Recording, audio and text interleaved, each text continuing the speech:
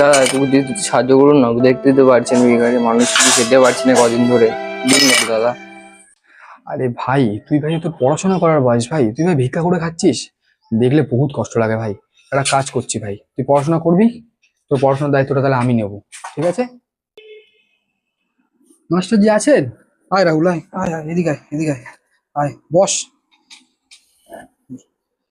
Master জি, এই একটা ছেলে বুঝলেন, এ না ওই ভিক্ষা করে খায়, দেখে খুব কষ্ট লাগলো। আমি ভাবলাম কি এর বেচারাটা পড়াশোনার দায়িত্বটা আমি নিয়ে নেবো, ঠিক আছে? এই একটা উদ্যোগ আমি নিয়েছি বুঝলেন। বাহ, খুব ভালো উদ্যোগ নিয়েছো তো তুমি। তাহলে সোম থেকে শুক্রবার অবধি পাঠিয়ে দিও। আর মাসে বেশি না, 2,000 টাকা দিয়ে পাঠিয়ে দিও, ব্যাস হয়ে যাবে।